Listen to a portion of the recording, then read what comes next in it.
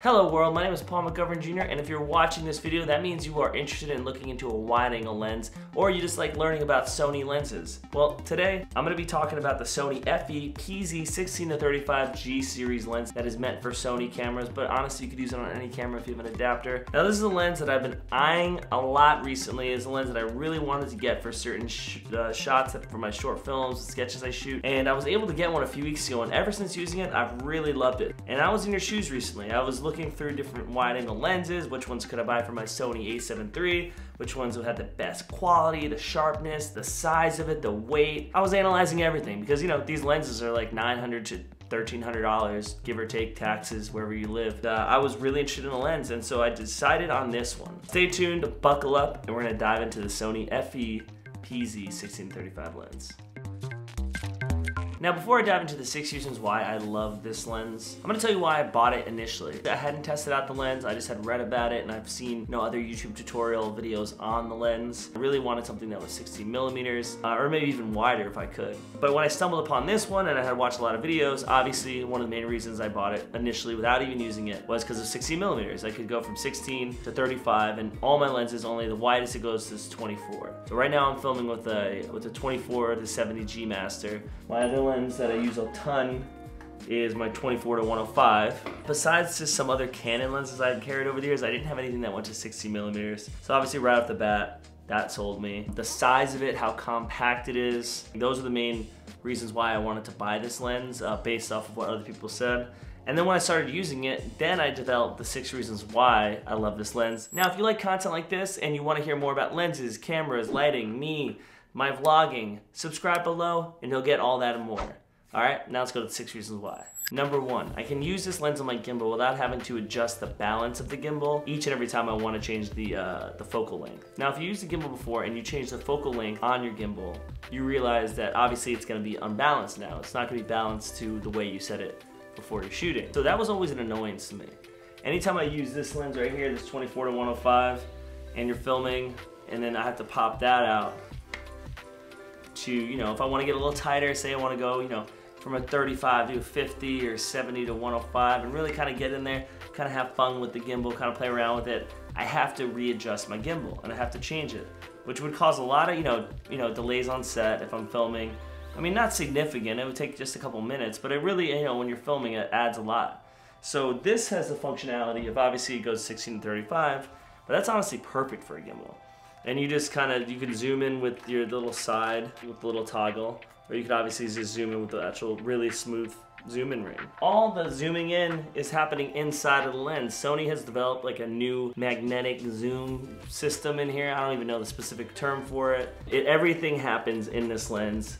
Zoom in, zoom out, nothing changes with the length of the lens, which is perfect for my gimbal, which should be perfect for you if you use gimbals and you want to kind of play with the focal length while you're filming. Number 2, the iris ring.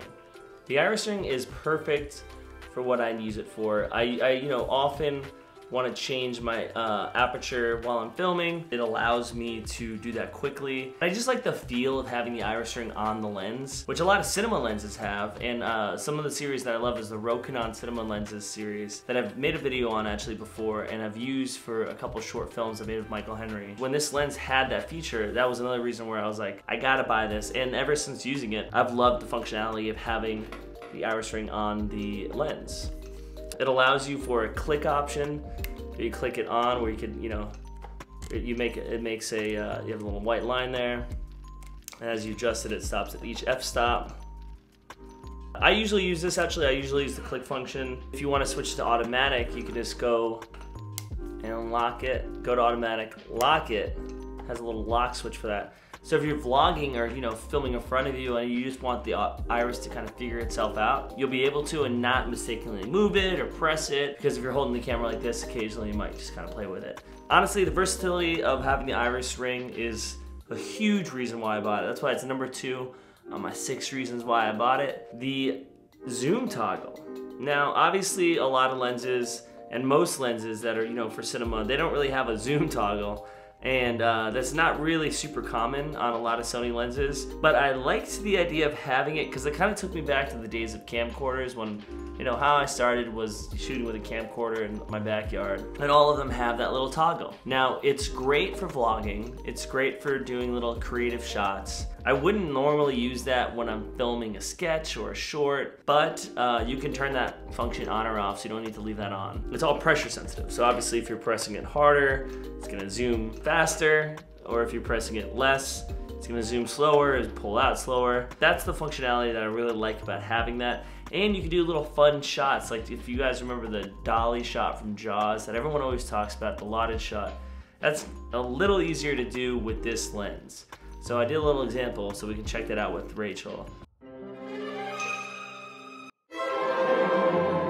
With a little time and practice, you definitely could get a really cool, smooth shot with really ease of use. Nothing that's, you don't really need an actual dolly to do that. You just have your zoom function, and if you pull out smooth enough, maybe adjust a little bit in post. Again, great for vlogging, great for fun creative shots, and great just to have that functionality on the barrel of the lens. Number 4 goes without saying, but the wide angle function, the fact that it's 16 millimeters. A lot, you know, there are lenses out there that have 16 millimeter options, but to go from 16 to 35 is nice and convenient, because I know there's the Tamron that goes 16 to 28 is the other one that I was really looking at, I was really considering getting.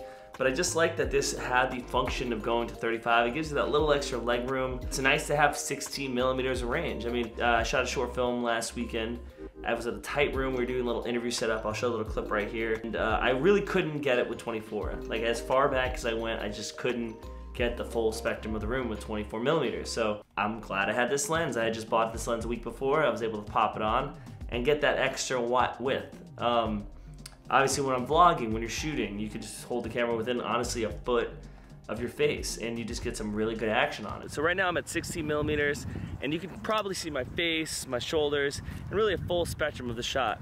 So if you're vlogging, talking about your day, talking about that pizza slice you just ate, this would be the lens you'd want to get. And I just like the way it looks, like that really wide shot. It allows you to get those perspectives that you wouldn't normally be able to get with certain lenses. Number 5, the weight and the size of this lens. This lens is small. This is a tiny lens. This is a 17 to 40 Canon lens. So this is similar, actually. Good amount longer with no lens hood. Significantly heavier. I don't know. I mean, this is such a huge reason why I bought it, was because how light it is and how I could take it on the go. I mean, it feels very like durable too. So I just like the compactness of this lens. So this is a pen. This is like kind of an ordinary pen. This is a big pen, and the pen is longer than the lens. And honestly, this lens feels as light as the pen. I mean, no, the pen's a little lighter, but you know what I'm saying. It's a great lens, it's small, compact, and hey, little bonus tip, it's weather sealed. So you can take this on your next trip to Everest. When you're up there, and you're waving at the top, take this bad boy to Everest. You and the lens, up on the peak, it'll be a good time. Number 6, the sharpness of the lens. Now, I don't know if it's the new glass or that it just came out, or the new technology with the zooming the lens, the power zoom, but this lens is incredibly sharp. It's definitely sharper, at least from the way I feel, from the way I'm shooting, than my 24 to 105. It's not as sharp, from my experience, as the 24 to 70 I'm filming with right now, the G Master. But it feels just like in that ballpark. And I think it's just because it's the new glass. I don't know for sure. I don't know the specific reasons why this would be sharper than other lenses. Those are the 6 reasons why I love this lens and why I continue to use it and why I encourage you to buy it. So let me show you some demo footage to kind of dive into the sharpness of the lens and show you why maybe you should check it out. So everything you're about to see is filmed with the Sony A7 III with this Sony PZ 16 to 35 lens.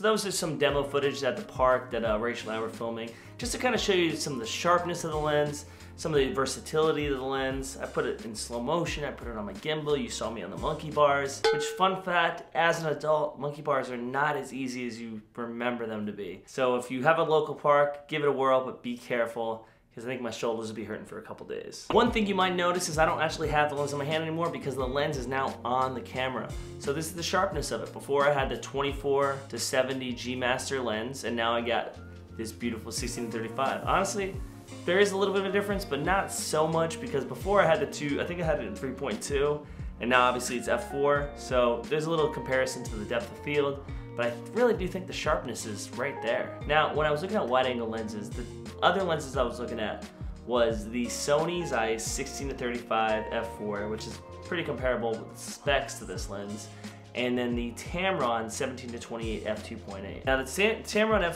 f17-28, obviously, I like the idea that it was f2.8 because it gets you that little extra boost of light if you want to go really shallow depth of field action, which is always, you know, really nice. You get that bokeh that everyone's always looking for. And the Sony Zeiss 16-35, now obviously it's similar specs, but both of those lenses are a couple years older, so I just felt like maybe I could upgrade a little bit with this lens, and the more I was doing research, the sharpness of this lens compared to the other two were a little nicer. And the cost difference, obviously the Tamron is about, I think, like $900 after taxes. The Sony Zeiss is like $1,000 after taxes. This lens, it's about $1,250 after taxes. So the couple $100 wasn't, for me, it was, I'd rather get something newer that had a little more bells and whistles with like the iris ring, the zoom function, the lock features, then get something a little older that's a little heavier, a little bulkier, a little bigger.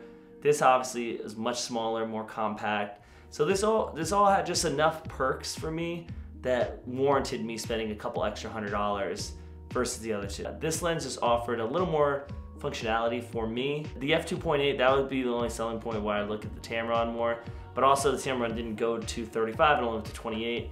And for a wide angle lens, I'm not really looking for my f-stop to go really under 4. If anything, it's usually keep it even higher than that. So I wasn't really that concerned about a wide angle lens with the functionality to go below f4. So that kind of wasn't a huge deal to me anyways. So all in all, for me, this lens has been a great addition to my arsenal. Honestly, I've loved the versatility of it, the compactness of it, how light it is, the use of you know, the wideness, the 16-35 aspect, all the reasons I stated before, and even a bonus reason that I even forgot to mention, that's actually the 7th reason, the autofocus. The autofocus is amazing on this thing.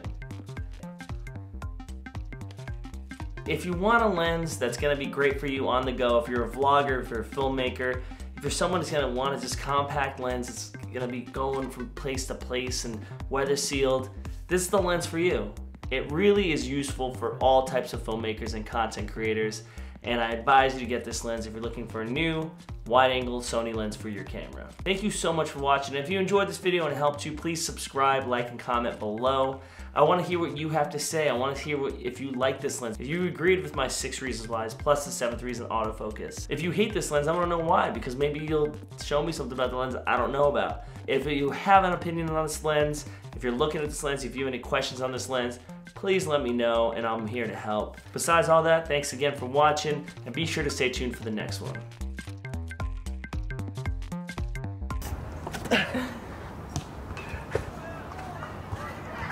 Did you get it? Yeah, I did.